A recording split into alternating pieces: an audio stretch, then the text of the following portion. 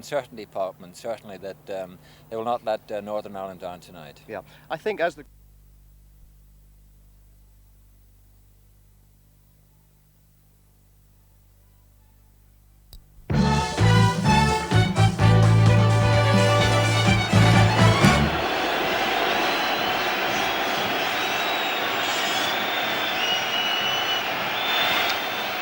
Well, welcome back to Wembley Stadium. The teams are just about due to come onto the field, and the atmosphere is absolutely brilliant. It's the biggest crowd, as I say, that has ever been here for an England-Ireland game. And down in the tunnel we can see the Swedish officials, Mr. Ulf Eriksson, the referee.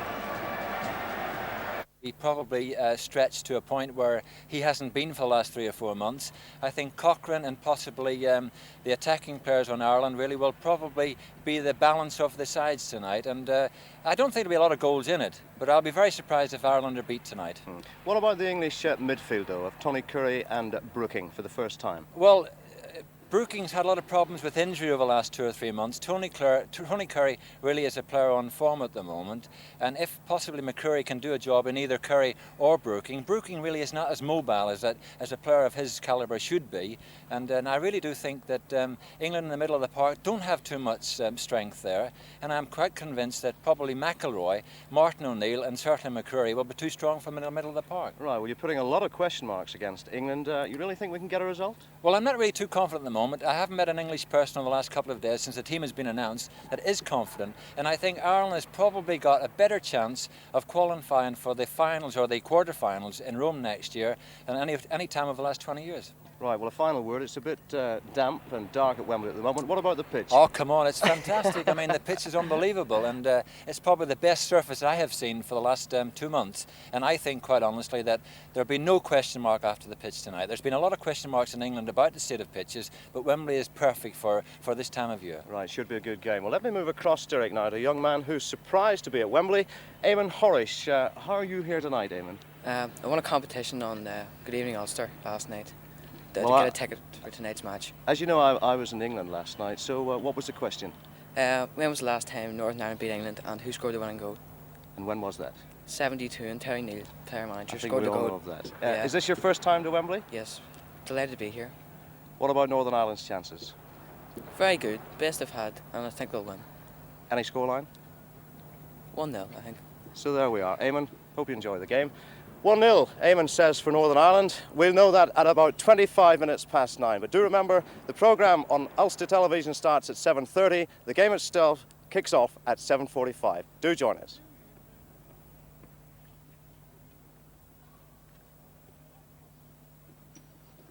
All right.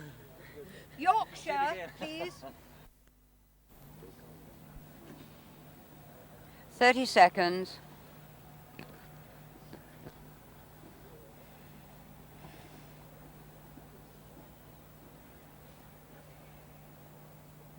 No turning back. 10, 9, 8, 7, 6, 5, 4.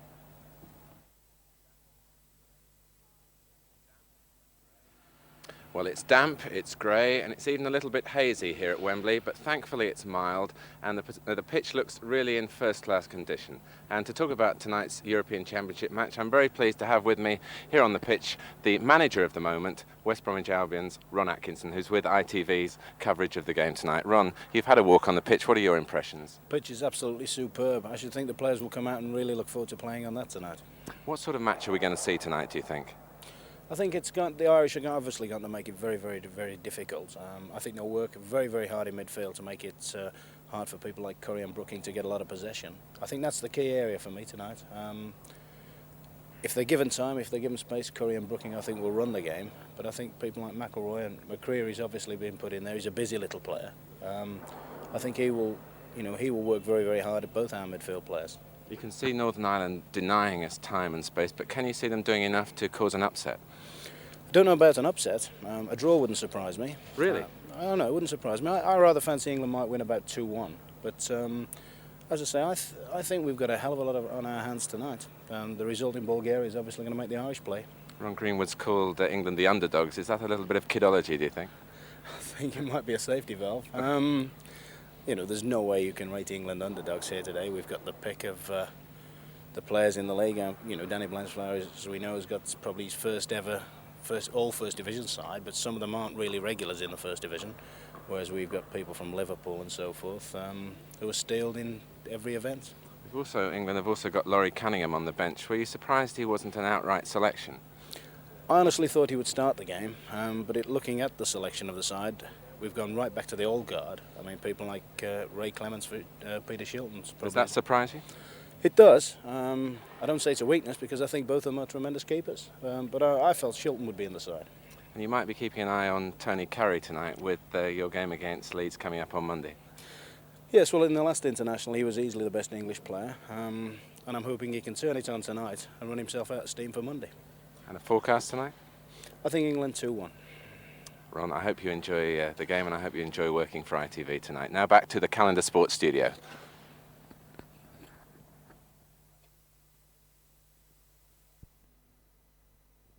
Friday evening programme.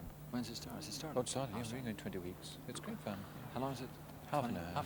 About 15 minutes of soccer and then 30 seconds. the second half week. What time is it on Friday?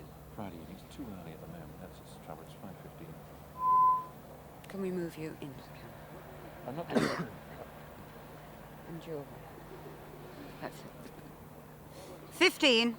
Blonde the little people, don't you? Yes. 10. 8. 7. 6. 5. Derek, there's been an awful lot of talk, a fair amount of blarney about this match. Now we come to the reality. What do you think is going to happen tonight? Well, I honestly do believe that Northern Ireland have got a great opportunity, possibly the greatest opportunity that they've had over the last 20 years. I mean, if they get a result tonight, it means they're going to be 4 points ahead. They've got to go away to Denmark, and then they've got 4 matches at home, and I cannot see really England doing it. It means they've got to win probably 4 games, and they cannot do it on their present form. And of course, the team that Ron Greenwood has picked really is still causing a great deal of controversy, certainly in London today. Would you have picked the side he has, or would you have gone for Shilton and Anderson rather than Clemence and Neal, for instance? Well, I'm not so much about Neill, but I certainly would have picked Peter Shilton because he's certainly a man in form. And there are a number of other people. You cannot really have ruled out possibly the likes of Regis. Laurie Cunningham is the most exciting player on the scene at the moment. But I hope that Ron Greenwood doesn't rue his sentiment and let his emotion really speak for him. I think that he should have stuck to really the players in form. And a number of the players that he's playing tonight really have got a question mark by them. Can I ask you to be objective about it? I don't think it'll be very close. I think that possibly it could be a runaway victory, but at the same time, I'll go along with Blanchford. The Irish team really are playing with a tremendous amount of heart at the moment, a great deal of spirit, and I would think probably it'd be a 1-0 either way. Derek Dugan, thanks very much indeed. Not an unbiased view, I don't think, but still, you'll be able to see for yourselves whether Danny Blanchflower and Derek Dugan are right. Coverage begins at 7:30, it's live on ITV and it's exclusive on ITV. So don't forget, England v Northern Ireland on ITV exclusively, 7:30.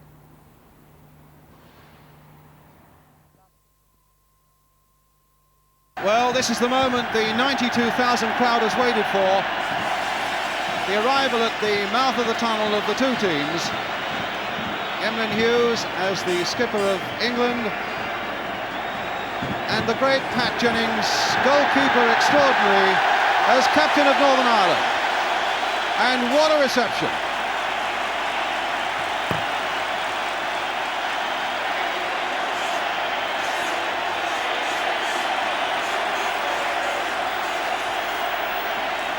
Hughes, quite a night for him. Ray Clemence, what a night for him when so many people feel that Peter Shilton should have got the job. Maybe overlooking the fact that Shilton, that Clemence is a great goalkeeper in his own right. Kevin Keegan there, and Trevor Brooking bringing up the rear for England. Is about to get underway now as Ireland get us away, attacking the goal to our left, and straight away a touch for the incomparable Jennings.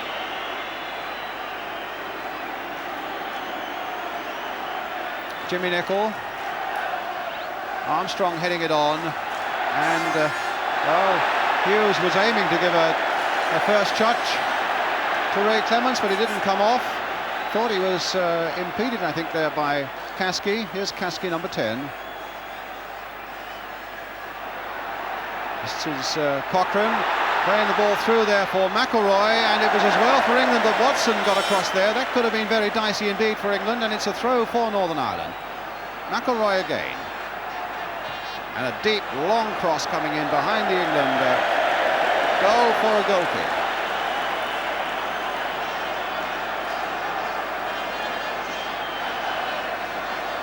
Phil Neill. I suppose we've spoken about Clemence being under pressure tonight. Phil Neill is on the ball at the moment. The same really applies to him because Viv Anderson played so well in his first international. Hughes playing it short to Watson, who took a nasty knock playing for Manchester City against Tottenham on Saturday. The long ball putting Keegan through, brought down though by Jimmy Nicholl when it looked as though Keegan might get free. And they're urgently calling everybody back for Northern Ireland.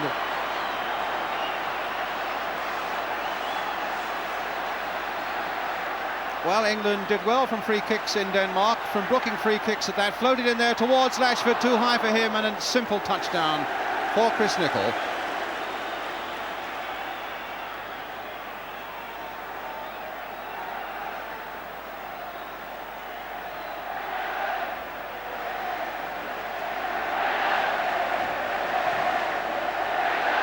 Up towards Armstrong, being watched by Watson. In fact, it was Armstrong who accidentally kicked Watson at White Hart Lane on Saturday. Here's Hughes finding Neal.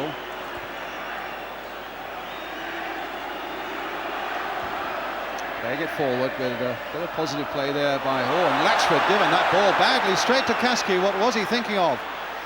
And Armstrong's through, and a shot across the face of the goal, a weak one. And as well as for England it was, there's Jerry Armstrong there. It really was of England's making. Their slight problem there, a terrible pass from Latchford.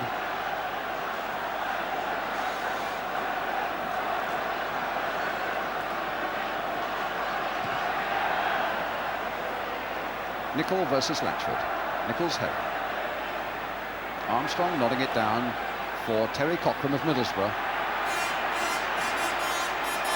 And Hughes playing it back again.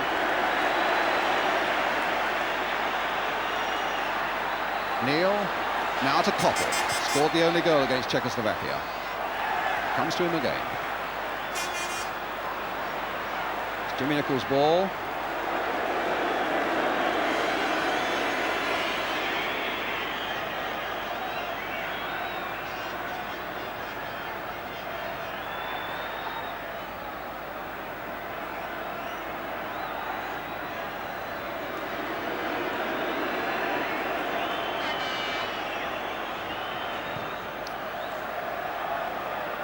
Armstrong versus Watson, and Watson judged it well. McCreery trying to play it through there. McCreery picking it up again. Mills getting in, and nobody really getting any decided advantage from it. Cochrane to McIlroy. Yeah, with a lot of skill, but it was Mills who cut out that poorish pass. And Currie, almost the first touch he's had. Brooking taken from behind. The Swedish referee won't allow that. And Brooking's already taken the free kick. And the referee, although he didn't see it, allowed it to go on. Allowed England a good advantage there. So it's with Coppell. Played for Neill. Hughes again, playing it in towards Brooking. McIlroy closed very quickly on him, and Jennings there before Keegan.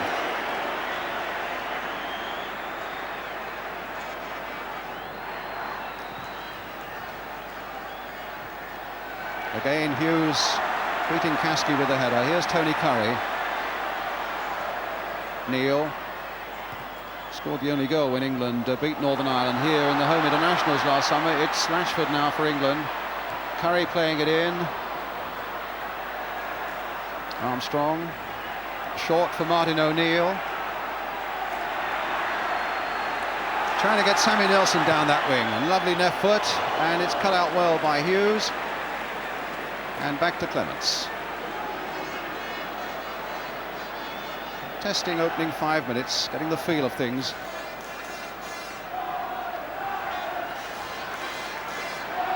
McIlroy. Now Peter Barnes. Coming off Pat Rice's hand, and the whistle had gone. the Arsenal captain, Pat Rice.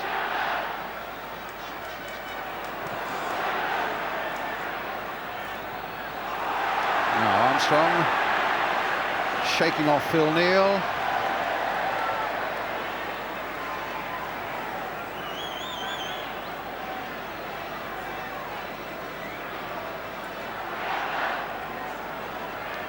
Jack Charlton. We thought Kevin Keegan maybe pulled back to play in midfield for England, but it's nice to see he's not playing there. He's playing up front, in fact. Well, he's right up there now as Coppell takes it up for England. Played in there towards Keegan. He wasn't a good cross for him and he couldn't react quickly enough to him, but it very nearly came to him off Sammy Nilsson.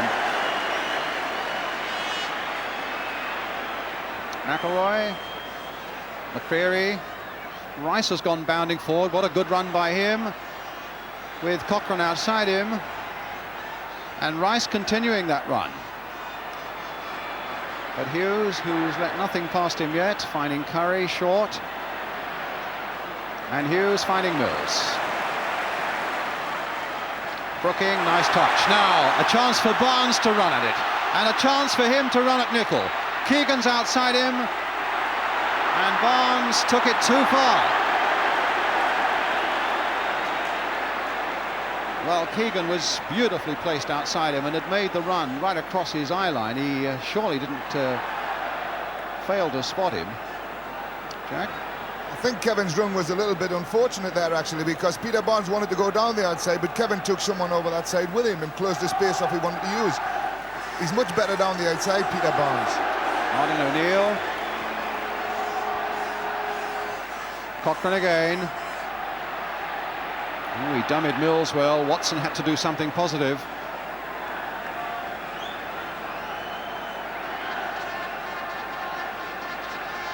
So Rice with the throw. Hughes again getting in quickly.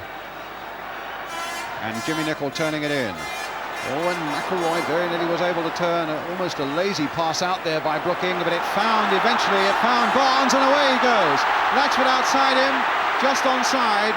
And here's Coppell coming up quickly as well. Good break by England, and an interesting shot by Coppell. But on that form, certainly Barnes looking in the mood. He's an exciting player, Peter Barnes, but he's got to be allowed the room to run into. And England players have got to learn to clear the space behind defenders so that he's allowed to go on his own. He was cut off there, and he really should have been allowed to go a lot further. Shot from Coppell, as we saw, always swinging a little wider than it looked from this sort of angle.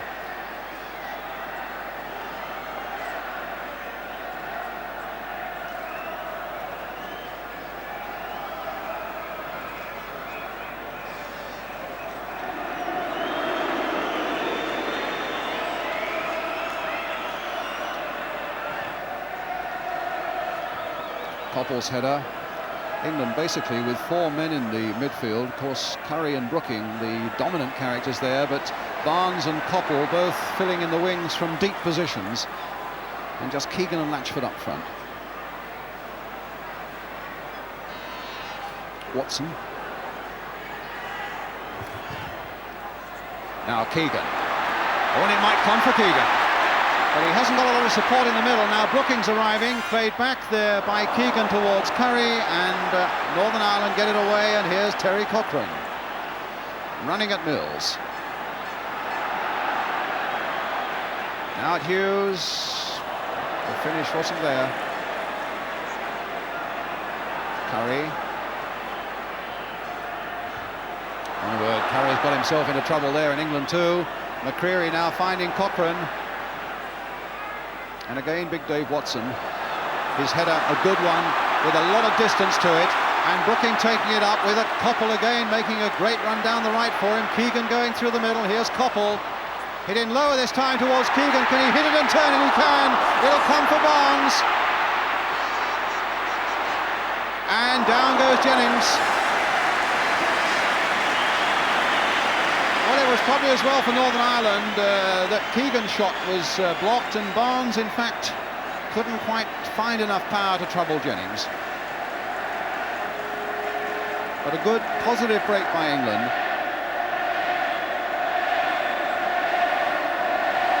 Hughes, that glided past him, and here's Armstrong. Caskey's gone into the middle and McIlroy's in there too. And that's a corner for Northern Ireland. Or is it? No, it's a goal kick. Well, we've spoken about England in terms of Keegan, in terms of Barnes.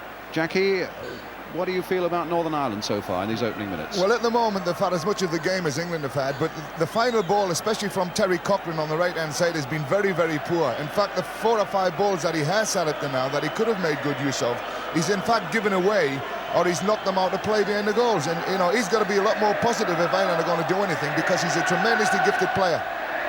Well, here's Cochrane on the ball now, and he had no chance to do anything there because Mills had closed him right down, gave him no room. Nick Mills, in fact, who's been playing very well in the midfield for Ipswich. Now in the back 4 on the left-hand side for England tonight. And a really noisy Wembley night. Jimmy Nicholl to Sammy Nelson for Northern Ireland. No goals with 12 minutes gone. Again, Currie there first. Here's Coppell.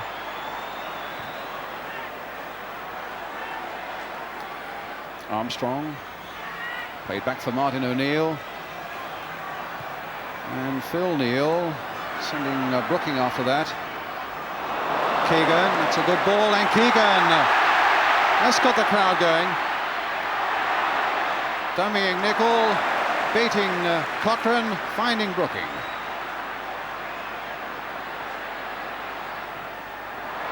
Long cross coming in, and it was allowed to come a long way. Tony Currie lining up the shot, hitting it though straight at Sammy Nelson. Phil Neill supporting him. There's the cross going in again towards Coppell. That'll be easy for Jennings.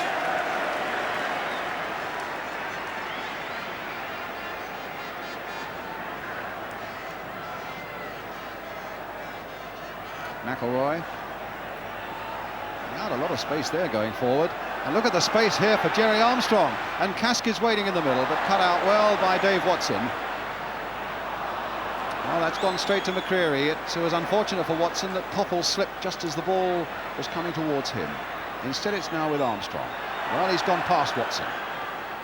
Not a good cross. Tony Currie. Oh, what a ball there by Currie, straight to Brooking. He picked him up beautifully, and he in turn picks up Barnes. Faced by Nicholl, obstruction and a free kick for England. A lovely ball by Tony Currie, Jack. Yeah, that's what Tony Currie at his best. When he looks up and he sprays the ball about, he's got a terrific range to his game. But that's one of the positions out there on the left that might cause a few problems for Ireland, because Jimmy Nicholl isn't the quickest fullback in the world, and Peter Barnes is a little bit sharp for him, and we're going to see a lot of fouls on that side of the field tonight.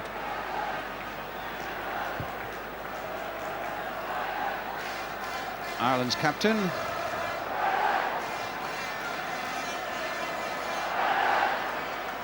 Jerry Armstrong's header. Brooking and Mills first to react to that. Keegan quickly off his man there, and a little touch finding Latchford. Here's Brooking, here's a chance for England. Latchford going on, Jennings coming right to his goal, out of his goal, and crossed in, and in the end it was Sammy Nelson who had to put it away. But it was a lovely touch by Keegan that started it. And a corner for England, which Barnes will take. Keegan's right in there. Brooking, who also played a good part in that move. And Chris Nicholl with the header away. But Ireland for a moment were dreadfully exposed there. Something like a 3 against 2. As England came forward, offside there by Brooking. And a free kick to Northern Ireland. If England are going to cash in on crosses tonight, they've got a chance with big Dave Watson coming up, because they've only got really Chris Nicholl in the centre of the midfield at the back, and any crosses are going to be 2 big fellas against 1 here tonight, and it could be interesting if they throw the right sort of balls in.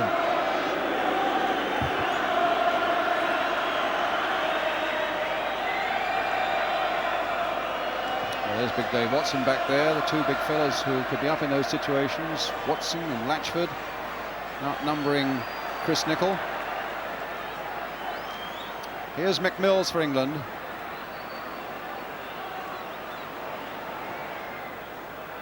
Keegan, well-timed jump. I think everybody felt that McCreery would stand on Keegan. We've had no evidence of that yet. As Cochrane puts a long ball in, and it's well gathered by Clemence. Under no great pressure. Coppell to Keegan. And Brooking trying to gather the ball up, and it didn't quite run for him. Here's McCreery. It's a good ball there to Armstrong, played in again for Sammy McIlroy. Caskey and Armstrong up. Here's Armstrong, and here's McIlroy. Caskey's in that England 6-yard area, and that's going to be an Irish throw.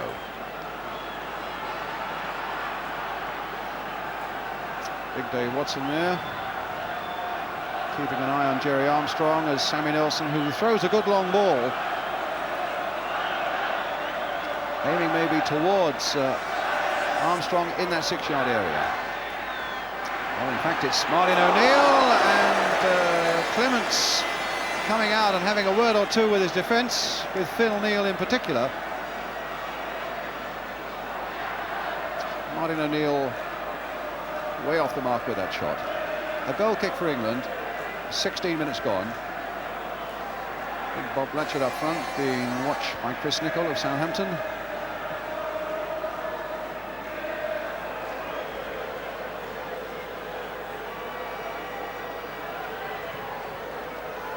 Keegan versus Nicholl. And Rice, the way back to Jennings, is cut off.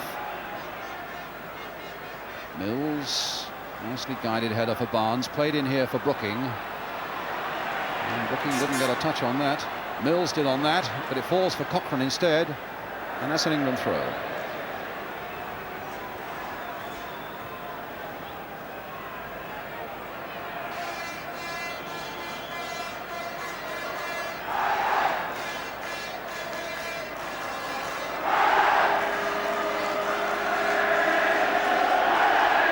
Hughes to Watson.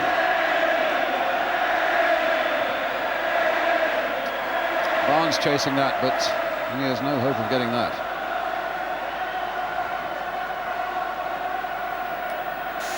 th appearance Pat Jennings has made in Northern Ireland England games. That's a record, beating the record held by Jimmy McIlroy and Billy Bingham of Ireland and Billy Wright of England.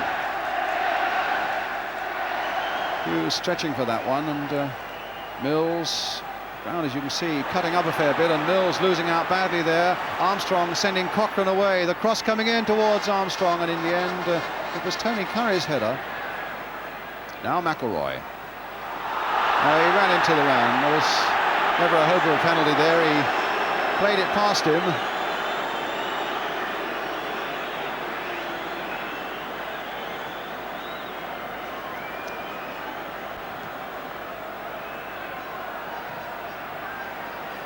Currie. Oh, in fact, it was Chris Nicholl's determination that's got the touch there. Hughes finding Coppell.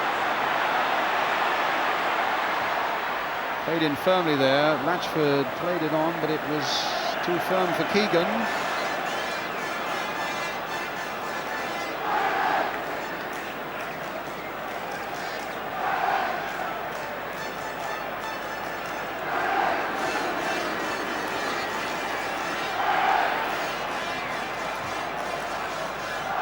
That's Billy Caskey.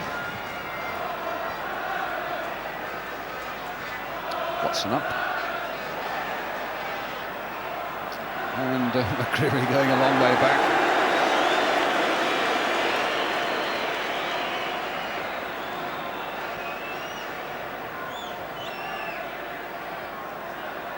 That'll fall for McIlroy. Currie trying to make something of it, but I think has given away a free kick. He has.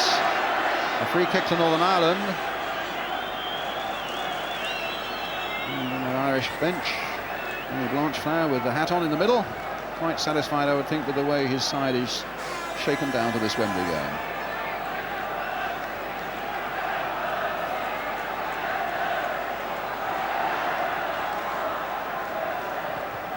Rice's free kick, Hughes' header, Keegan for Brooking. A little too close, though, to Jimmy Nicholl. Now McIlroy. Cochrane. And Watson didn't really get a positive touch there. Barnes coming in. Brooking just touching it on. It'll fall for Latchford, and now for Coppell. One or two promising things have developed from Coppell down this right touchline. And here's a pass for Latchford. Supported here by Tony Currie. And O'Neill just nicking out the foot there, but Neal and Currie between them, making a bit of progress here. Phil Neal for England with the cross. And the header, superbly saved. My word, Coppell's header looked certain against a lot of goalkeepers it would have been. But Jennings' reactions not for a moment let him down. The cross by Neal. And look at that, brilliant piece of keeping. In fact, it was too good a header, that, Brian. If he had deflected it, it would have gone in. Well, here's the corner. Brooking with it. Mills right in there. The fist of Jennings didn't reach it. And a goal kick.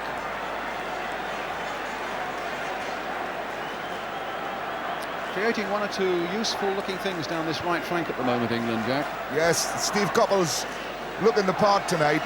Currie likes to feed someone out wide on the right with balls, and Phil Neal's backing him up well. And it's given him a lot of space down here, and all the danger that England created has all come down the right-hand side. It's interesting to see in the Ireland setup, though, that Sammy McIlroy is being played up behind the front two to get up there and support them. Armstrong going for this one, but not controlling it. Watson with time to consider one or two things, and then he plays it straight at the Irish centre forward. Back it goes to Ray Clemence.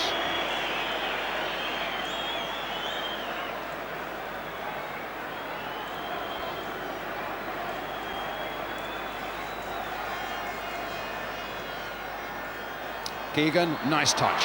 Brooking. Barnes. Cross coming in again. Nelson's header away. Neal supporting again, looking to get Currie on his way, in fact. And a foul there by Neal on Caskey, and the Swedish referee coming across, whistle in mouth. And a few thoughts in his mind for Phil Neal.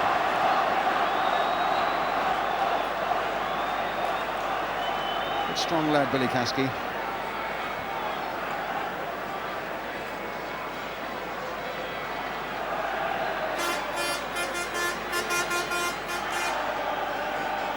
And it'll be Jimmy Nicholl with the free kick.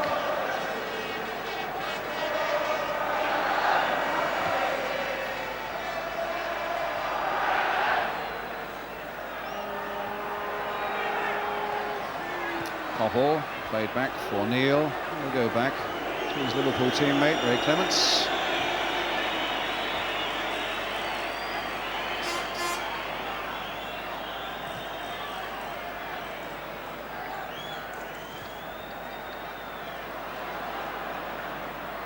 Keegan battling with Rice.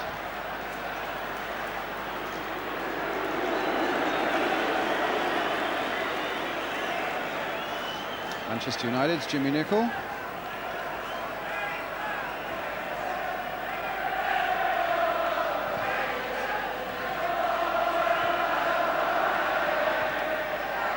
Hughes playing it forward. Good after that one. He says to Keegan, and here's Keegan with Barnes outside him. Brooking's gone through the middle there in an onside position. In towards Latchford, in towards Coppell. And it was Nelson who got that away. O'Neill getting it on its way. Mills intercepting for England. Here's Phil Neal for England. Played wide now for Coppell.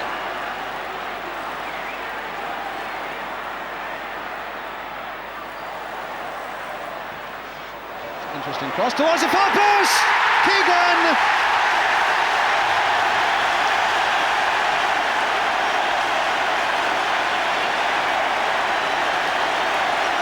Well, the smile of Keegan, the cross of Coppell, and Pat Jennings just beaten to the punch there by Kevin Keegan's head. Jackie? Well, that's exactly what we said what might happen. See, Chris Nicholl's anchored at the far post, and Jimmy Nicholl's the one who's having to take the near post, and he's not a good marker in that area. Keegan didn't really know what had happened to that ball, but he was left with a free position in the middle of goals, and that's exactly the way I thought goals might come tonight. I think there was a bit of shoulder in it as well as head, but it's put England into the lead 1-0 with 25 minutes gone. The scorer Kevin Keegan, and here's Sammy Nelson now for Northern Ireland. Nice backward header there by Martin O'Neill, but coming to nothing. Coppell again, who really has looked good. Shoving the back by Armstrong, and he got away with that one. McMill's just sticking out a foot. Cochrane trying a back heel, but to no avail. Barnes almost tripping himself up, and then losing it in a bad position there to Terry Cochrane. And it's Mills to the rescue there again for England to stop that ball coming in. Barnes turning it back. Brooking playing it on. Keegan onside once more. But Chris Nicholl back for Northern Ireland.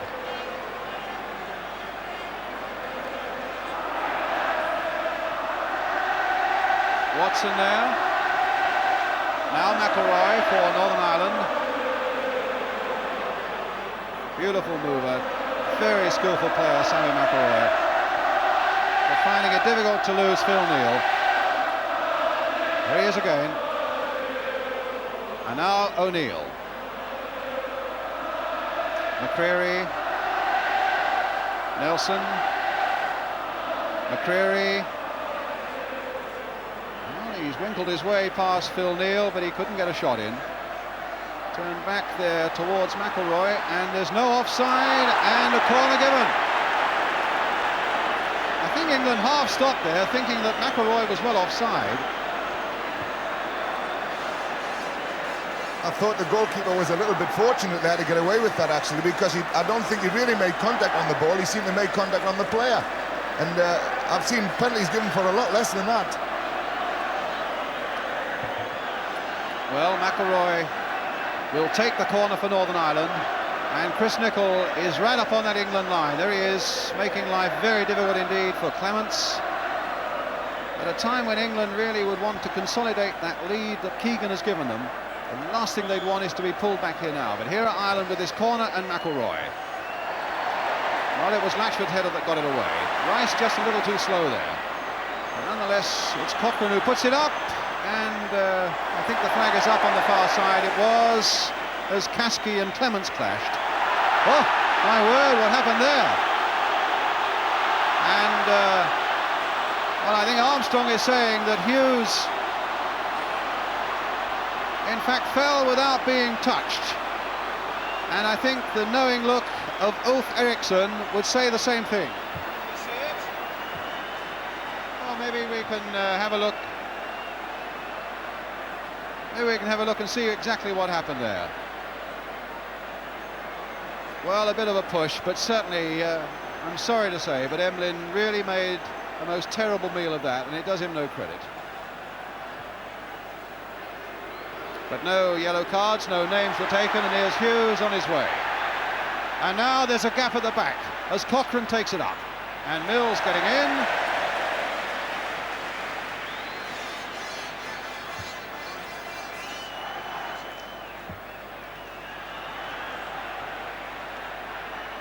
Cochrane.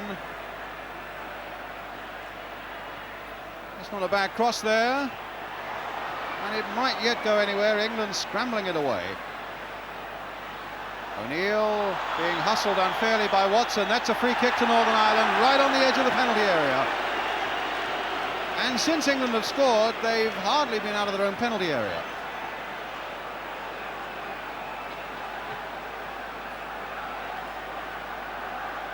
So Martin O'Neill going into the England penalty area. It's going to be McIlroy or Nelson. Three men in the wall. Coppell, Brooking and Currie. Nelson running over it. And a curler! Oh my word, it went against the post from McIlroy. Well, that was an amazing stroke of luck for England. It completely fooled him, and now here's Armstrong coming through. And England just cannot get that ball forward. They've got a corner now, Northern Ireland. What a good free kick, though, by McIlroy. We'll quickly see it before this corner's taken. Curled in there against Clemence's post. Here's the corner now. Jerry Armstrong with the header, and Caskey couldn't react quickly enough. Jack, you've been trying to say something in all that excitement. I'm a bit worried about Ray Clemence. He seems to be... that ball that was curled across there, he seemed to just let go. and he's not been very, very positive at all inside that box tonight. I'm just a little bit worried about him. Currie, and back it goes to the aforementioned Ray Clemence. Well, that's Currie, but Clemence... Certainly Jack's right, he hardly moved for that McIlroy free kick. Peter Barnes. Keegan up ahead of him, not quite sure what Barnes is going to do. He's brought down. Oh, and he's let it go on, but I thought that was a trick by Nicholl, by Jimmy Nicholl. He also said there would be a few fouls if he was run at Jimmy Nicholl, and that's exactly what happened, because it was a foul and the referee missed it, but he certainly went for the player. Quite obviously a foul. Dave Watson pumping that forward. I should think glad to see it out of that England penalty area for a few minutes. Actually, England need a little settling down period of about 5 minutes now. They haven't been able to get hold of the ball properly since they got the goal, and they need a little bit of a time now to settle the game down and get hold of it again. It's an Irish throw.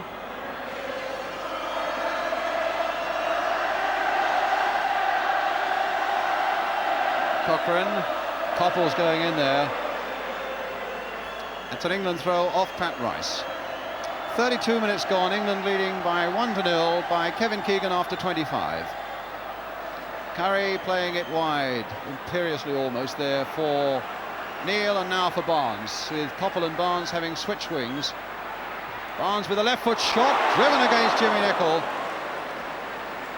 Peter Barnes, who's never scored for England, but that was way on target, that one.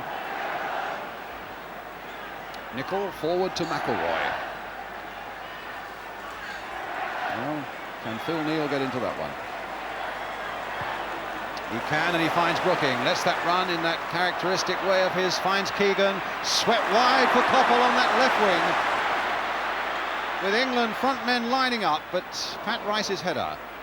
Peter Barnes. Now, will Mills be able to drive it in? He won't, and there's a chance maybe for an Irish break, led by Martin O'Neill. Armstrong getting past Neal, lining up a shot maybe, being forced across that area by Dave Watson. Rice, Cochrane. Well, that'll come for Keegan.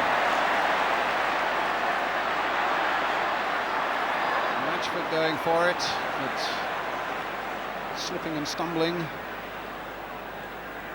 Terry Cochrane to Sammy Nelson for Northern Ireland. Dave McCreery. McIlroy.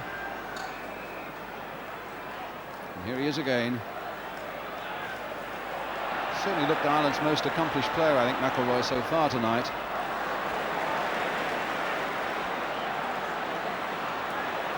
It's with Barnes, very deep. Keegan, again trying to come off Chris Nicholl. And Nicholl not only beats him, but tries to set up an attack himself, but it's England's ball. I think it's Mr. Eriksson has given it to Northern Ireland.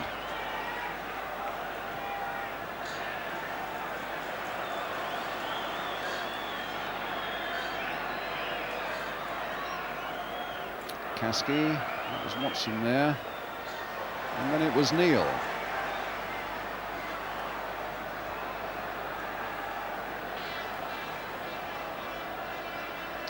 McIlroy.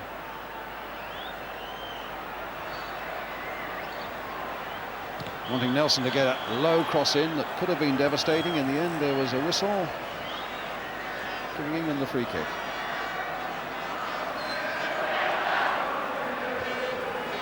Yes, Jack. Sammy McIlroy's certainly been the pick of the Irish players tonight. He's playing a good position for Sammy McIlroy. He's sort of free behind the front two and allowed to go and pick up the positions he wants to pick up. And he's very good at going forward on the ball. And he pulls the England defence around a lot. And he's certainly the most effective Irish player. Keegan, a lovely touch now for Latchford. A blockbusting left foot shot, but causing more trouble for the press photographers than it did for Pat Jennings.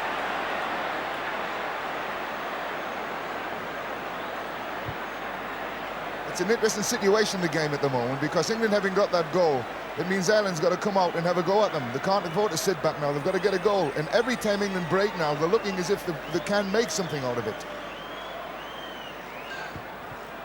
Well, here are Ireland on the break again now. Galloping full-back Pat Rice.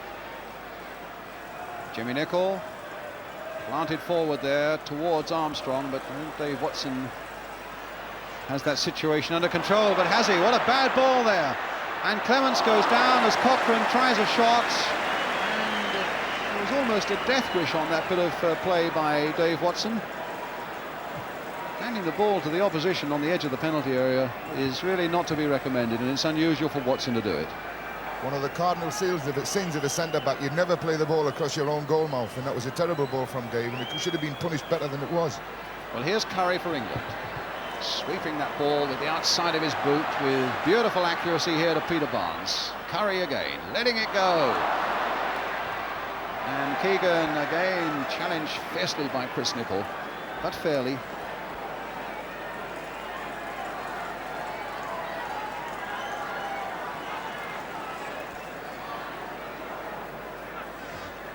Currie once more, played forward towards Keegan. Well, that was a miscalculation there by Kevin Keegan. He thought that he could let the ball bounce and get it before it reached the byline, but it gathered a bit of pace on this dampish turf. It's been a miserable day all day in London, with a lot of mist around about lunchtime and some drizzle that has given a gloss to this surface.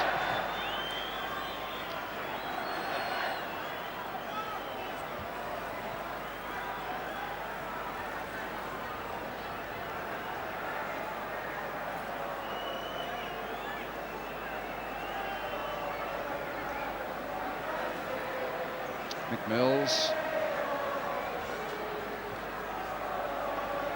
Latchford coming off Chris Nicholl, and Hughes back to Clemence.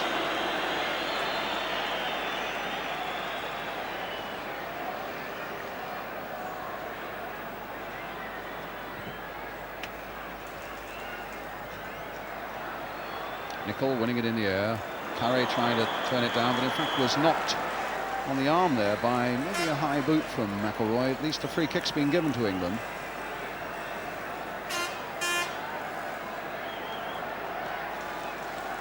Sammy McIlroy there.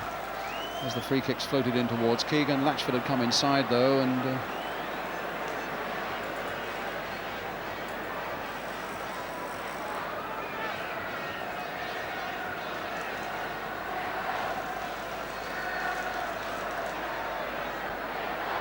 Nicholl for Northern Ireland.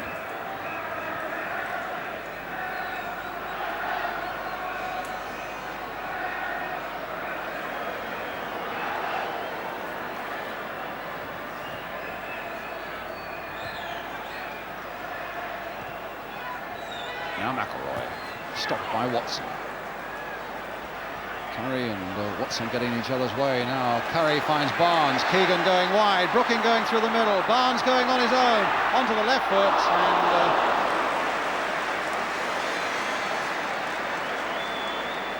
well, there were one or two options open to him, Jack. Yeah, but he's good at that, Peter Barnes. He's got a great left foot on him, and running from the right side of the field across and opening the angle out for himself. You know, he's liable to plant one of those in the back of the net any time. And it's noticeable that him and Coppell have now changed wings. And, you know, especially Peter Barnes can be very effective on the right-hand side of the field. I'm not happy with Coppell out there, though. Nelson's header. And Watson will slice that kick, but Hughes got a good firm header in, but it only comes to Cochrane here. And Rice needing to change direction quickly. Cochrane for Northern Ireland.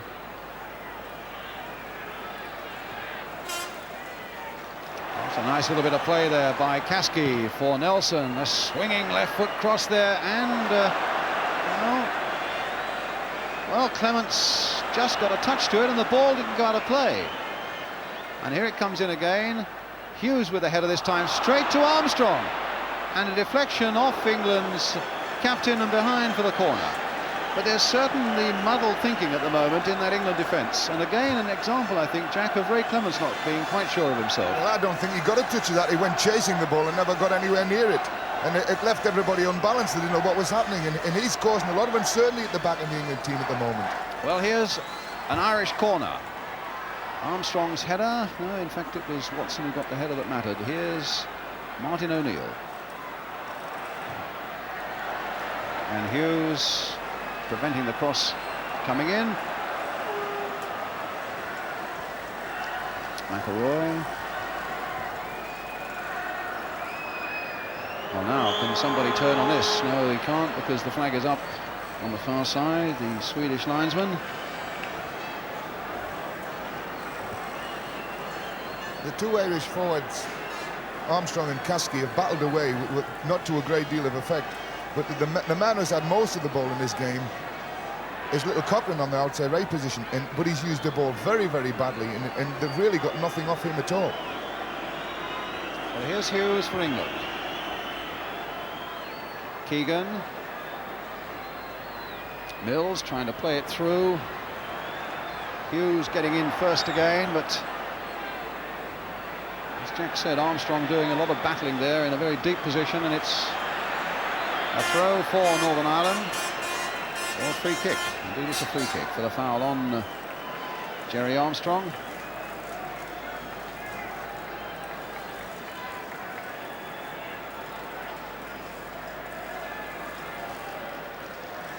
Rice with the free kicks.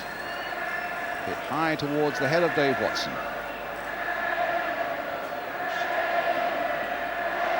England, of course, these 2 points behind Northern Ireland, but they've played one fewer game. But Ireland have played a couple of difficult away ones in Bulgaria and in the Republic of Ireland, with a nice string of fixtures to come at Windsor Park. It's really imperative for England's chances of qualifying for the European Championships in Rome next summer, not this coming summer, in the summer of 1980, that Ron Greenwood's men win and get 2 points here tonight. Well, they're 1-0 up with about 2.5 minutes to go to half-time. The onus is far greater on England to get a victory than it is for the Irish.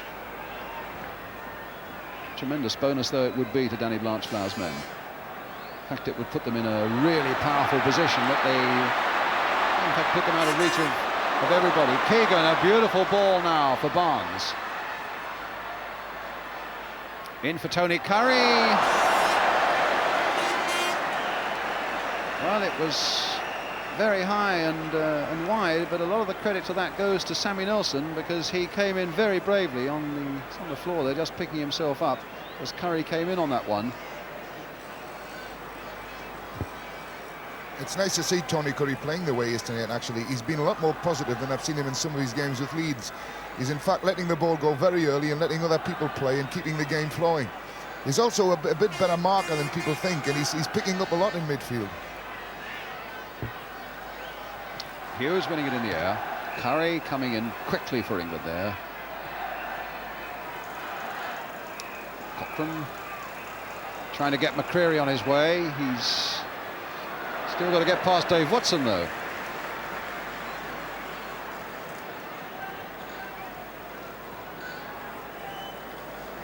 Jerry Armstrong, Dave McCreery, Pat Rice, and Martin O'Neill on that far side.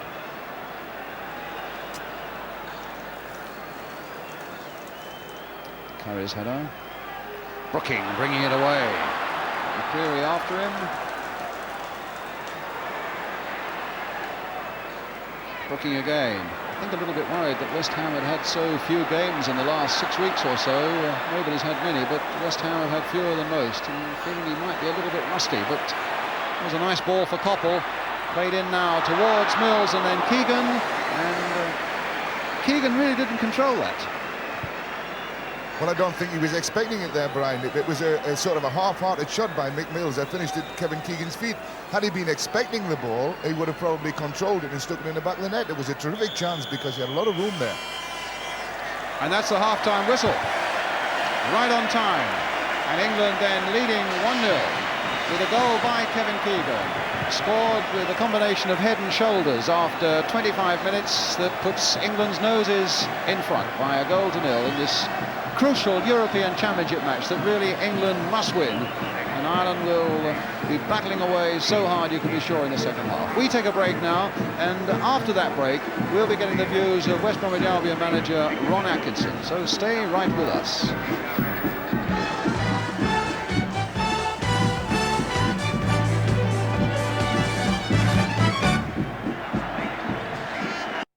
Terry Cochrane, the number 11, to do that. We're now waiting then for the start of this second half.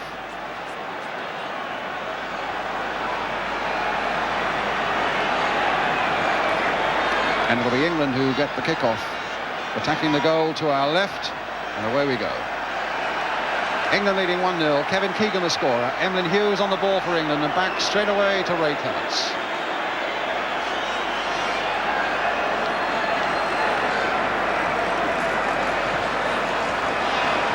That's a kick that's going straight to Cochrane. Shoved off the ball unceremoniously there was McCreery by Currie. Here's Peter Barnes doing the thing that Jack Charlton likes him to do. A lovely little flick though for Keegan, and a good cross by Keegan to the far side, and the header coming in, and it's there by Latchford.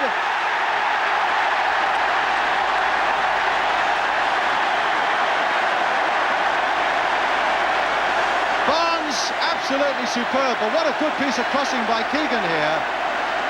And they've got in a bit of a muddle there, the Irish, between Pat Jennings and the post, just going off Pat's hand. And within a minute of the start of the second half, England have given themselves some breathing space. Jack. That was one of the best crosses I've ever seen, because the ball was going away from Kevin. But Bob Latchford's header went exactly where Pat Jennings didn't want it to go, which was down at his feet and in by the near post. And he's not everybody's cup of tea, I think, as an England centre-forward, Bob Latchford, but he scored in Denmark, he scored in Dublin, and now he scored here at Wembley. The 3 European Championship games that England have played so far in this series, Bob Latchford has scored in each of them. So 2-0 England. Hughes chasing this back. Linesman in fact was flagging on this side, but Ulf Eriksson, the Swedish referee, said let it go. England in possession. Well, exactly the start to the second half that England wanted. They, as Jack was saying, they went in fits and starts in that first half. Keegan getting past Jimmy Nicholl. Played in short again towards Latchford, and my word, he nearly got another touch in there that mattered.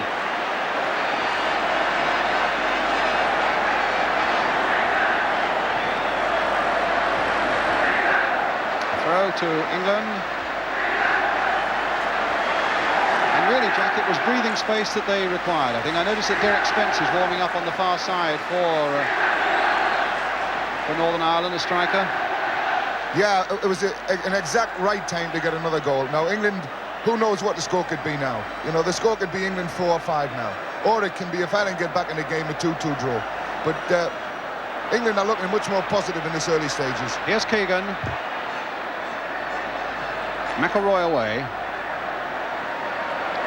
Watson's header falling straight though for Ireland again. It's Martin O'Neill making a good positive break there, going past Watson that time, but Phil Neill was covering well.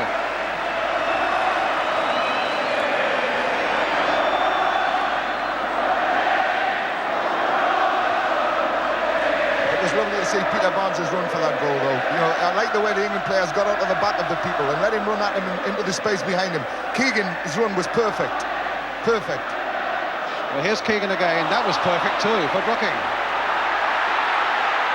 A shot and just passed.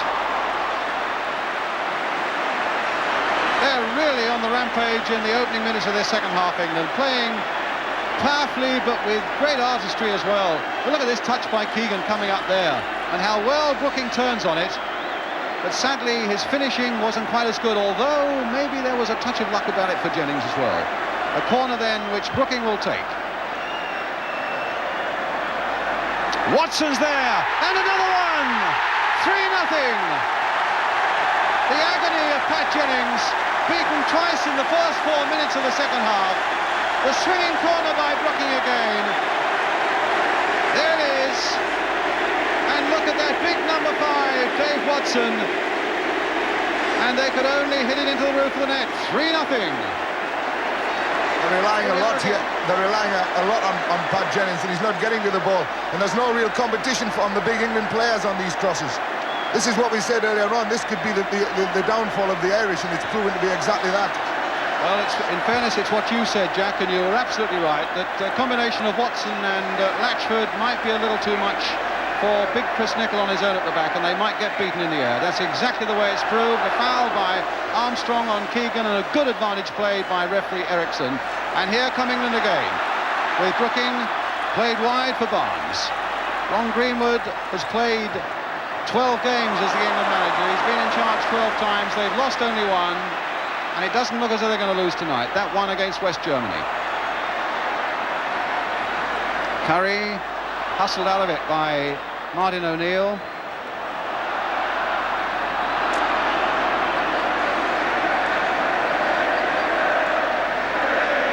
And Ireland are going to bring on a substitute. I think they're going to take off maybe Cochrane, is it? No, it's going to be Billy Caskey coming off and Derek Spence coming on.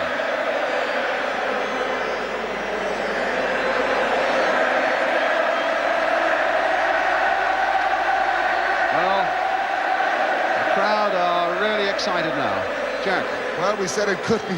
They could get back in if they got a goal and finish up the draw, or it could be 5 for England. And who would bat against 5 for England now? 3 goals is a tremendous lead, and England now must play with all the confidence in the world, having that little bit of space to go at. That was, in fact, let me put you right, it was Derek Spence who's on, it's Caskey who's gone off. But England are 3-0 up, there's no confusion about that. And here's Cochrane. Hughes playing it back, presumably to Ray Clemence. Suddenly the pressure is off Ray Clemence as well, off the England defence. And if they keep their heads and their nerve now, it should really be plain sailing for the 40 minutes or so that remain. Here's Brooking. Spence getting in very quickly. Neal.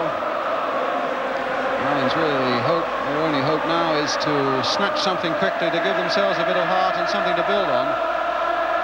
McIlroy.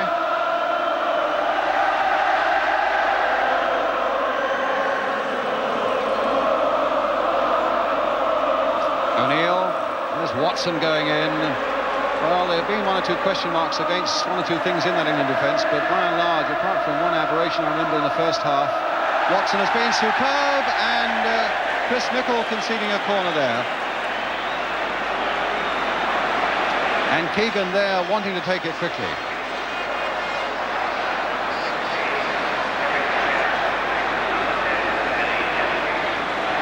Brooking, it's a short one. Coppell.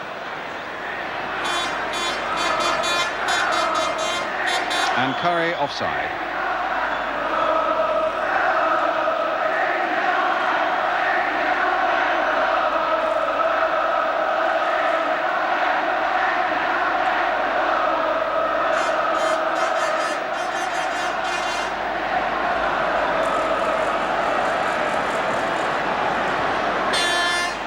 Nicholl.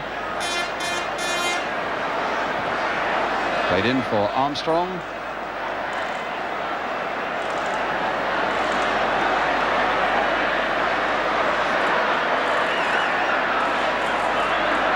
McCreery. Finding Cochrane. Now, can he find a good cross as well? That's a much better cross. And it's coming now for McIlroy. Now for O'Neill. McIlroy again, with men lining up in the middle. O'Neill. It's a good cross again, and again Big Dave Watson's there to get it away for England. Coppell versus McIlroy, with McIlroy in possession. Still with O'Neill, now with McIlroy. Currie slightly committing himself, the cross coming in, Mills right-footed getting it away. Keegan up above them all. Brooking trying to make it as well. It's Cochrane instead. And now with Nicholl. Nelson to Jimmy Nicholl. Forward to Spence, the substitute on for Caskey. Coppell's touch for Barnes. Keegan surrounded by Green, but a little back heel. Finding Coppell, and now here's Latchford. Brooking's right up there. There's a nice pass there for Peter Barnes. Coppell with the shot, and it was Rice who had to hook that one away. It could have gone past Jennings so easily. England's throw. 10 minutes of the second half gone. Barnes trying to wrinkle his way out of that corner, does so, and finds Coppell. Ball ran kindly there for Coppell. Here's Emlyn Hughes. Brooking. Well, that might be an interesting ball inside the full-back, but it was spotted quickly by Jennings.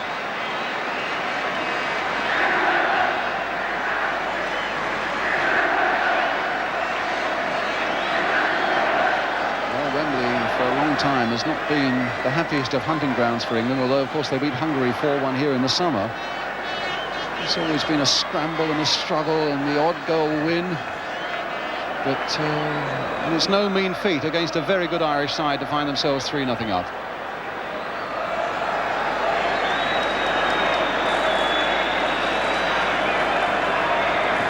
It's amazing how much more time the England players seem to have on the ball now. The time to look and time to do what they want to do. And, you know, things can only get better for them from now on in.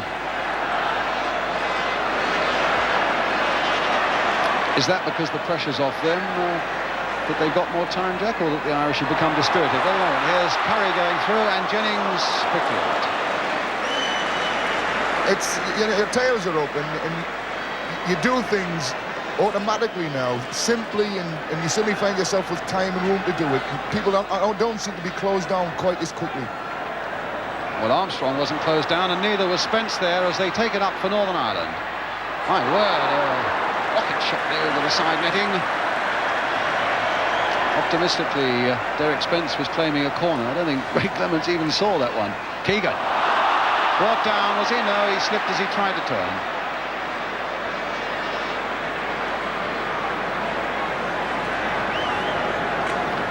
It's an Irish throw.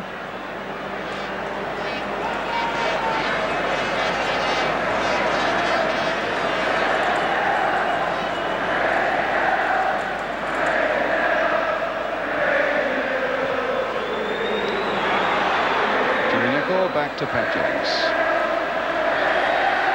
It'll be interesting to see what sort of a show Tony Currie turns on now. At this stage of the game, normally he would start to put on a little bit of his magic, and I hope he doesn't. I hope he keeps on playing positively the way he's been doing in this game up to now. Well, now it's Keegan. Lifting it through there for Brooking, who's played very much up front, very much a forward, positive performance by Trevor Brooking tonight. Coming forward much more, Brooking, Jack. Yeah, well, he's had McCreery picking him up most of the game, and McCreery seems to have left him a little bit now, and he's coming into the game a lot more. Is Nelson for Northern Ireland.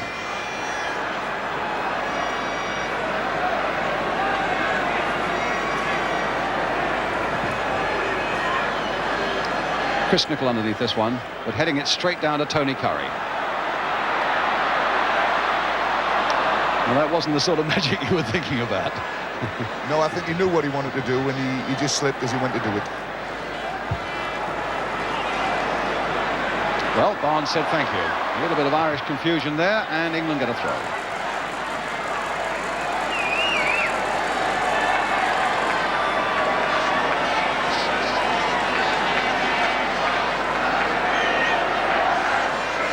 McMills with the England throw. Now an Irish throw.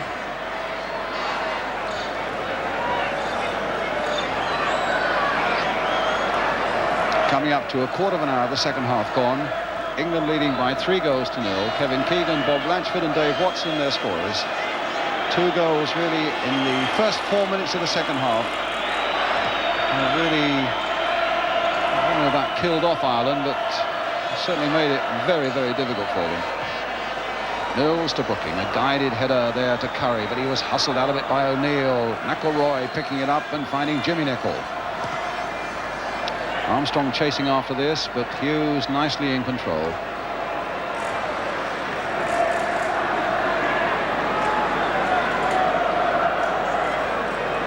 Coppell. The ball kept in play, but only just. Chris Nicholl not fooled by Keegan's dummy. And now the ball out of play for an English throw.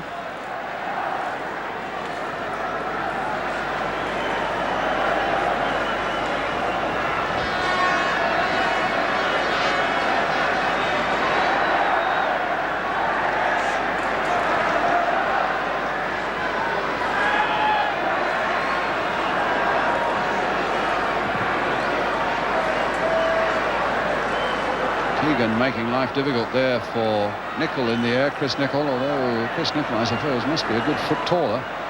Jimmy Nicholl finding Martin O'Neill for Northern Ireland.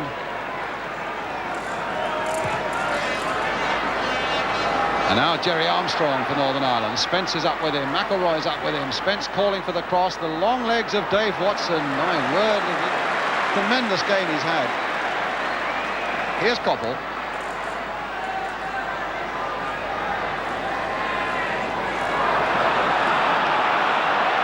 Wanting Phil Neill to be a little more positive. And I suspect some of those whistles and boos are coming from England fans as well. They, I think, like Big Jack, want to see 4 or 5 goals here by England tonight and feel that it's on.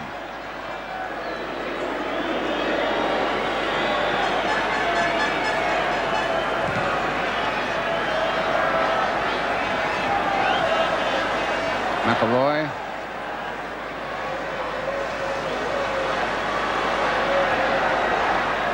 Good pass there for Cochrane. With Nelson outside him. But Cochrane might have a few problems of his own. If actually he gets the ball back. And now here's Currie, leading off for England. Sweeping the ball a little too firmly there for Peter Barnes.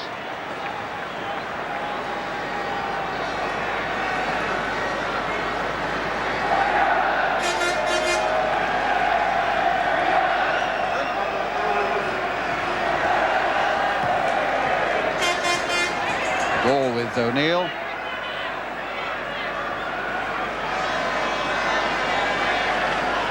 Didn't get Mills going the wrong way. The short pass for McIlroy. Here's Jimmy Nicholl coming up. Terry Cochrane on the far side, supported by Sammy Nelson. Still with Cochrane, the short little pass there. They might come to something here yet. Derek Spence tries to go in there, and eventually, my word, it didn't go in. It was Armstrong's shot, and then it bounced off the shoulder of Ray Clemence, and McIlroy couldn't quite turn it in. England escape, and it might shake them up a little bit. Here's Brooking. Now it's Coppell. Brooking outside him. A lot of space out there as well. Cross curling in towards Keegan, but Chris Nicholl was there first. Tony Currie played wide here for Peter Barnes. It's a good deep cross again, and Sammy Nelson quite happy to put that one behind for the England corner. I think Ron Atkinson said at half-time that he didn't think the quality of the England crosses had been what it should have been. But in this second half, the quality has been that much better. Probably Ron's told him to get the ball deep and get it to the far post. Corner coming in, Keegan's backward header, Latchford again!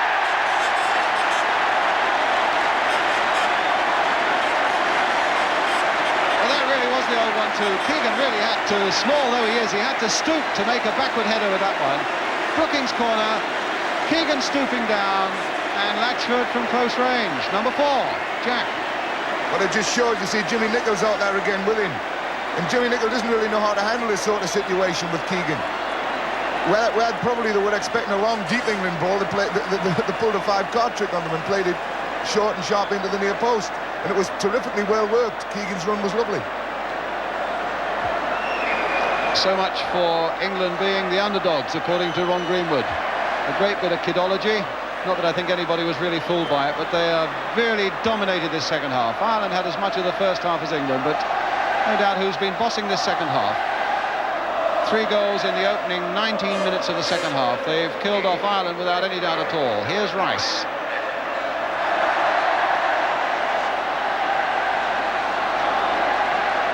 Rice again.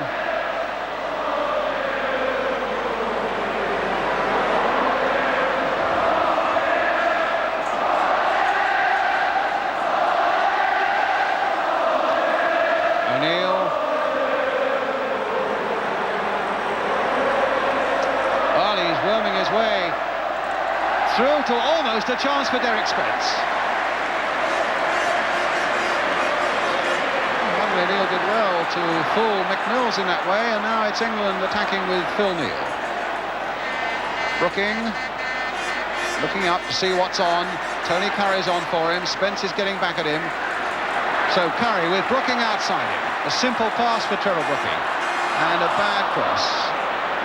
Well, in fact, that looked to be on a decent piece of turf out there. It is badly cut up on that side where the ball is doing some strange things, but that seemed to come quite on a respectable piece of the Wembley turf to Keegan. He's a terrific passer of the ball, and he's got great vision, Trevor Brooking. And when he tried to play that ball there, he tried to play it very, very early because there were two England players and two Irish players almost in the middle of the 6-yard box. And had his ball been a good cross, it could have caused a lot more trouble for Ireland.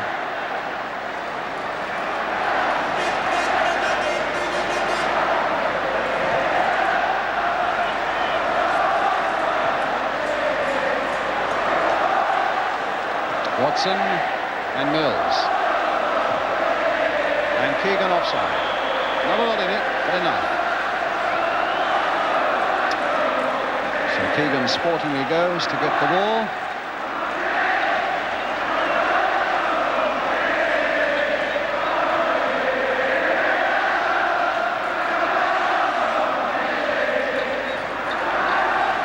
Well, there's really something for the Wembley crowd to cheer and to celebrate, and they're doing just that.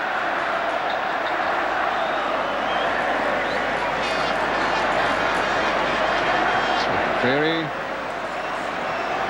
It's now with Cochrane in a bit of space. And now Brooking, looking up, again to see what's on, finding Peter Barnes with an inch, perfect ball. Keegan making a run across him. Latchford's looking for his hat-trick and has gone away out to the right. Barnes might be prepared to go on.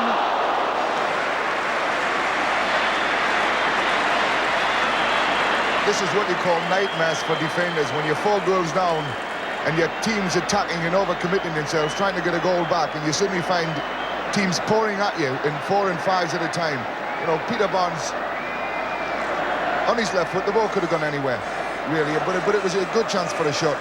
But there's so many people now coming at the Irish back four. You know, where's it going to end? Yes, on that occasion it was Keegan swarming off to the left and Latchford down to the right, and always the threat coming from Barnes through the middle.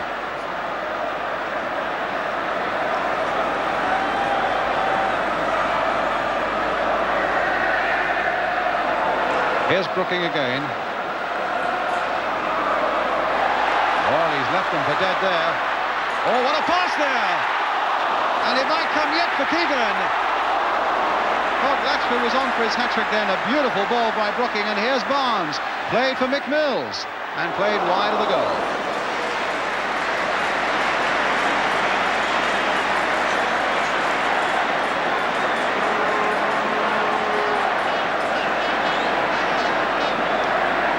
Well, it looked odds on. What a great ball here by Brooking coming up, Jack. Yeah, but he's got good vision and he can see these things. This is not the first time he's played that sort of ball for England. But his strength, he's a strong lad and he's a good runner forward, and he sees what's happening at the end of his passes. And, you know, I mean, he's dropped a little bit off McCreery in this half, and he's playing much better now. He's getting much more time on the ball and being able to come forward with it. Now it's with Latchford. Back towards Barnes, and the ball fell nicely for him off Martin O'Neill. A back heel for Mick Mills. Currie wanting it, and Currie getting it. Here's Mills. Here's Brooking. Coming at him from all angles now. A deep one. And nodded in there, but the whistle had gone. Coppell offside.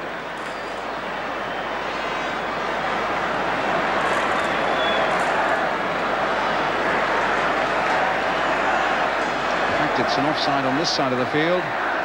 Must have been Brooking.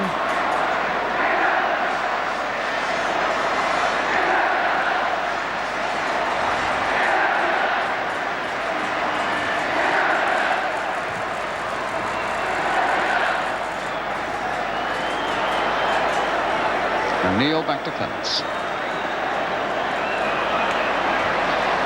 Well, any doubts anybody had about Ron Greenwood's philosophy in sticking to men who'd served him well, anybody who criticised that have been made really to eat their words tonight. Because it's been a very good England performance, Jack. Still with 20 minutes to go. It's been a very good England performance, but it's never been a brilliant performance. The game's never reached any real heights, and England have never played that well consistently, just in little patches when they've looked really good. Here's Spence, the substitute. Not getting the better of Emlyn Hughes, and Hughes is on his feet again. The ball out of play for going to say an England throw, but there was a foul on an Irish player, giving them a free kick.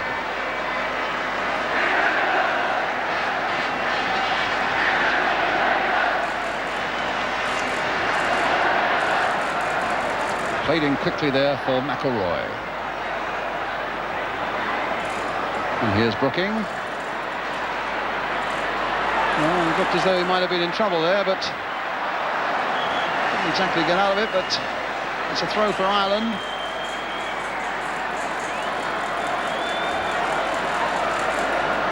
So Cochrane. Now for Rice. Straight to Brooking. Strange ball that. And the linesman was flagging for some strange reason as an offside. And good refereeing again by Eriksson as Coppell now finds Phil Neill on the far side. Played in towards Barnes. Rice winning it in the air quite comfortably, finding McIlroy. Martin O'Neill of Nottingham Forest.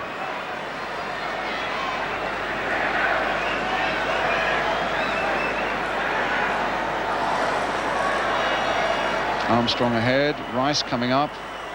Not quite the same conviction about Ireland coming forward in the second half here as we saw so often in the first half.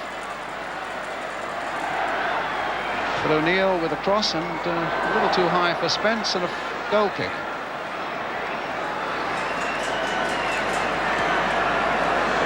Ireland's midfield is all about but disintegrated now. Sammy McIlroy, who looked such a good player in the first half, has shown nothing in the second half at all. Little McCreery's never really picked up anyone, and the England midfield have dominated this half of the second half, and will continue to do so. They're on top of the game now. I think most people expected McCreery to pick up Keegan, but as he did Brady apparently in the game in Dublin. But he's a good little marker, but he hasn't really done the marking job tonight. Here's Brooking though for England. It's a cross there towards Latchford, and it's a corner coming off either Chris Nicholl or Pat Rice. Funny enough, that's where Brooking's best crosses seem to come from that left-hand side. Certainly for West Ham, when he floats down that left-hand side, you suspect something might happen.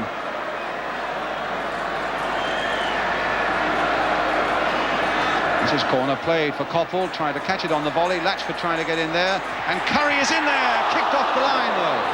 Spence. And now Armstrong. Coppell right back there, unaware that Nicholl was behind him, but the whistle had gone in any case. And Nicholl, for reasons best known to himself, carried on well after the whistle had gone and kicked it way past the England goal. It's a free kick to Northern Ireland. It shows you what you can happen though when you've got a big fella like Latchford in the middle and your thumb balls into the middle of the box. He puts Pat Jennings under a tremendous amount of pressure there on that ball, and all Pat can do is knock it down, and it goes to Currie, who really, you know, he struck the ball well, and it could have been another goal. Yes, kicked off the line there as we saw in that slow motion replay, and now we're here with Martin O'Neill. And a free kick goal on it. Looked a little harsh. In fact, it looked very harsh.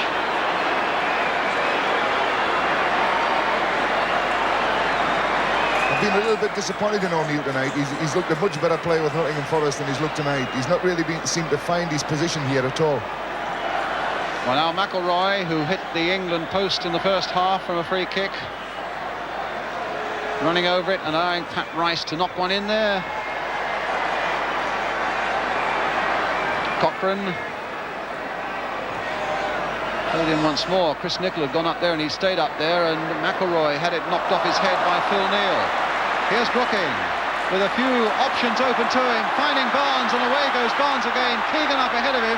Keegan slipping, Barnes going on, and Ireland consolidating. Well, I thought they had, but yes, here we are with Jimmy Nicholl.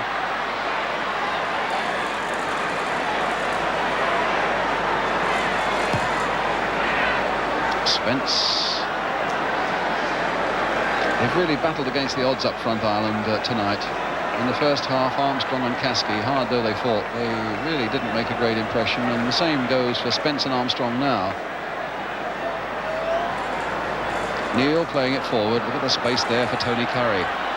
He's gone past McCreery as though McCreery didn't exist. Played in beautifully now for Brooking, Is the shot coming in this time? Well, it really wasn't powerful enough. Brooking with a half-hearted appeal for a penalty against the hands of Chris Nicholl.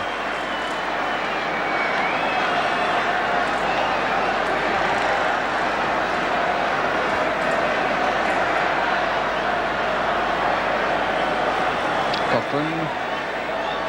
Oh, he outwitted Currie. Here's Spence. Played on again and offside. The flag was up, but my word, that must have been a very, very tight one indeed, because I thought Mills looked to be lying back a bit. It's with Currie. We're left with a quarter of an hour, with England leading 4-0. 2 goals by Latchford, 1 by Keegan that set the whole thing going, and 1 by Big Dave Watson.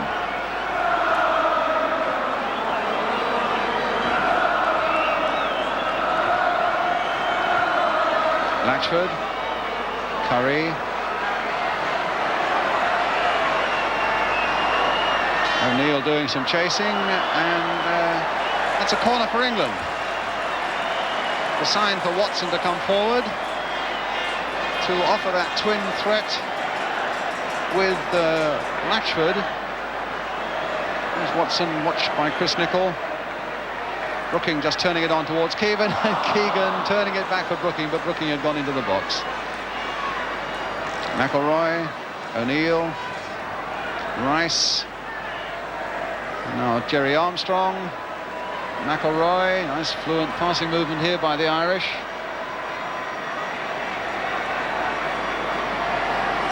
Rice played into Spence, and well, at least it looked as though it was being played into Spence, but again Watson was in like lightning, and again he tried to play the ball across his own penalty area.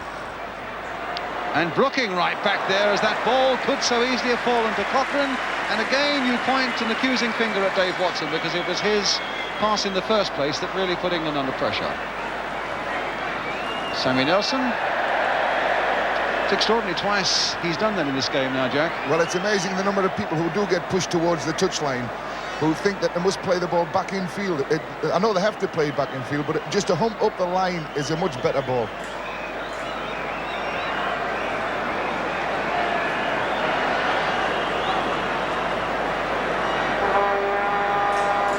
Watson now. Having said that, he's had a very sound game all the way through, and of course he scored one of the goals. That's an obstruction there by Hughes on Martin O'Neill, and a free kick for Northern Ireland. England are just getting a little bit slack now. They've sort of settled for the 4-0, and they're just playing the game out, and a little bit slack at the back. One's picking up a little bit now. O'Neill.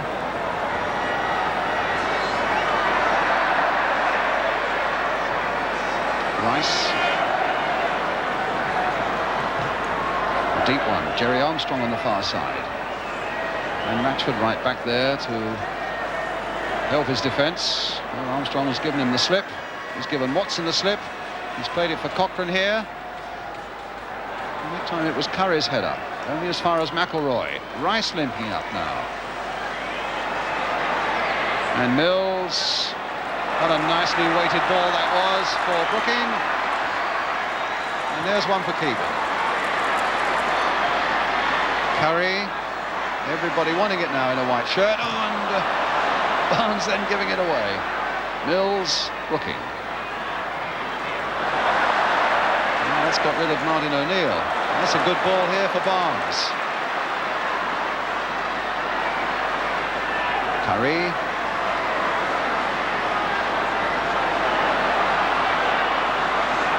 Mills. Straight at Brooking.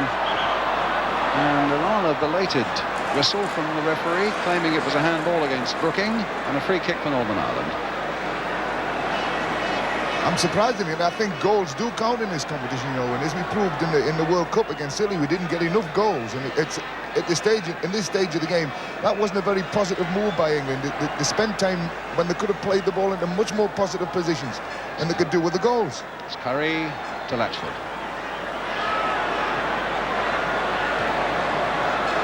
Now Rice. O'Neill to Spence. And now for Spence. Oh, the chance was really there. You saw it perfectly from our angle. And maybe that's the scare that England require to get them moving a little more positively. Very slack, as Jack says at the moment. Here's Watson.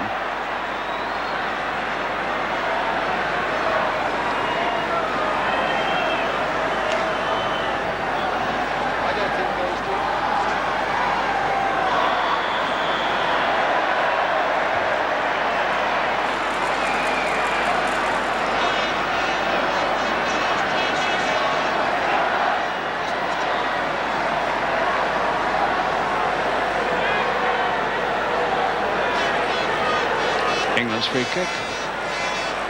Tony Currie.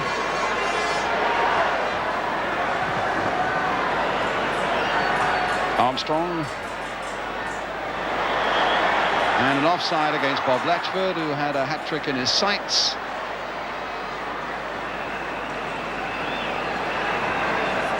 Inside the last 10 minutes now.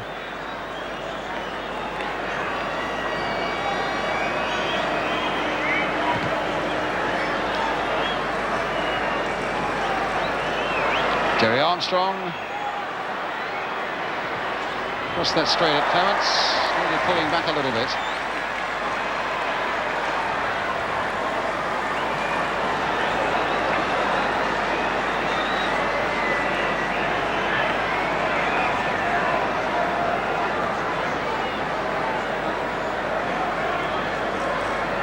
Coppell for England. Keegan after this, but Jimmy Nicholl's there first.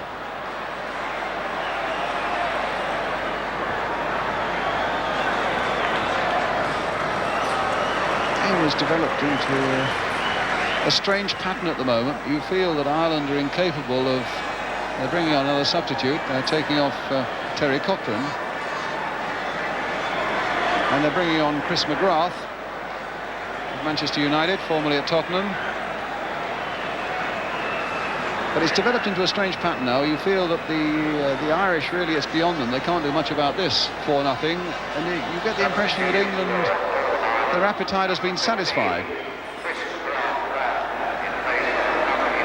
7 minutes to go. Well, it's an optimistic thing, I suppose, for Danny Blanchflower to have done, to have put another striker on, maybe in the hope of snatching something, but the game certainly on the night is way beyond their reach now.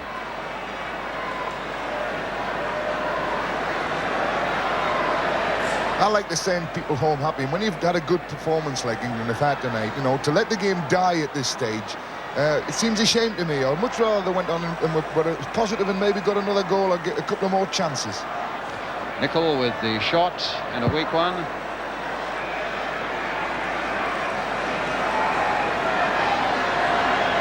And do you think you have sent them home happy in your career, Jack? Not particularly me, but, you know, I've never been fought up for that often to have done it, you know, but at this stage of the game, what is it? Send them, make them laugh and send them home happy. That's, and another goal or another couple of good chances would just do that. Yes, in point of fact, 4-0 up. It just needs now, certainly from England's point of view, either to pop another one in or to have a lovely final flourish that people will go away remembering. But it's a good, handsome lead. And it's one certainly that everybody in the English camp would have settled for at 7:45 tonight.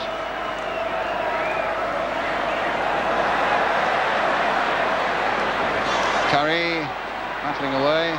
Indeed, the Irish have battled away. It's a free kick for England, though. Far by Martin O'Neill. And it's with Emlyn Hughes now. Brooking almost lazily forward there for Keegan. Here's Currie. Well, that's going to fall for Coppell. Neal. Brooking.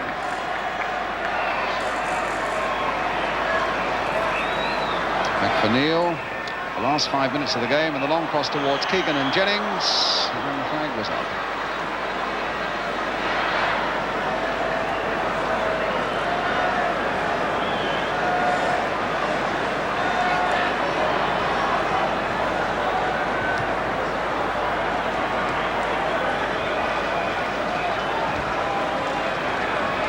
McIlroy nicking it on there for Spence, and now for Chris McGrath, almost the first touch that the second Irish substitutes had.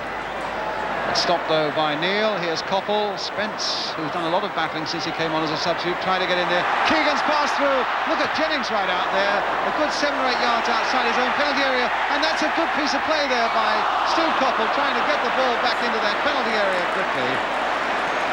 Well, we almost sent them home with something to laugh about there. That was a great bit of thinking by Jennings to come out as quickly as that, but equally a tremendous piece of thinking by Coppell. It was a laugh by Bob Latchford there. If he had connected with that header, he might have got his hat-trick.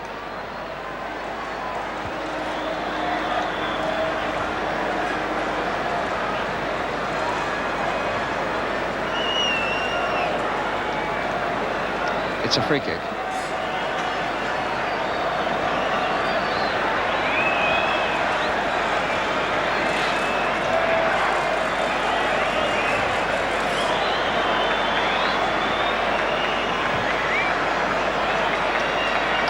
Four minutes to go now, and England cruising.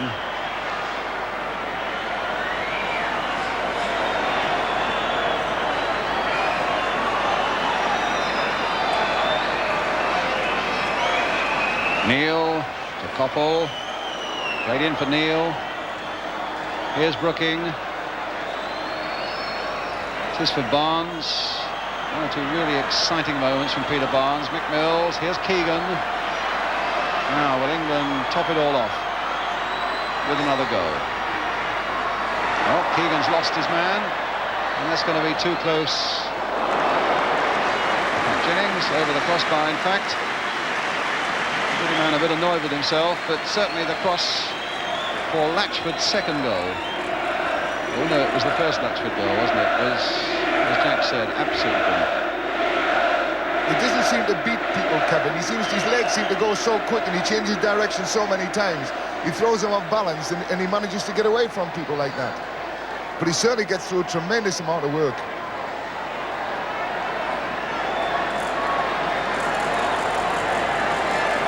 Mills with the throw, back for Watson.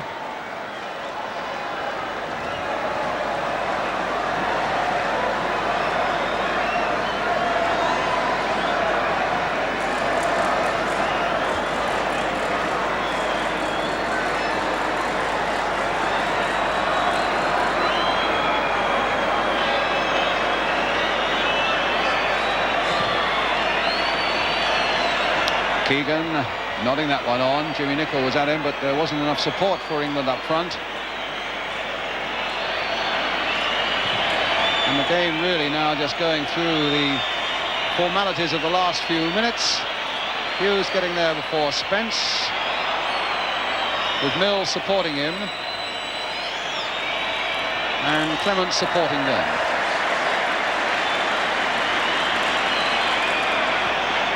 This crowd wants something to cheer, you know, and they're cheering everything that England do at the back. And I would like to see something to cheer up front. You know, I don't want the game to die now. It's been a good performance. Keegan's header. Latchford a little bit off balance there, under pressure from Sammy Nelson. McGrath stopped in his tracks by Currie. Played in again for Latchford. Here's Brooking. McCreery was at him. In fairness, they've really battled this Irish side. They were killed really by those 2 goals in the first 4 minutes of the second half.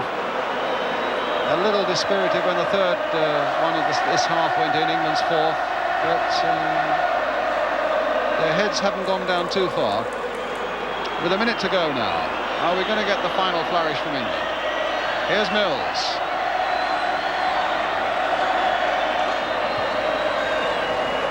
Keegan dummying, but not fooling Chris Nicholl. Spence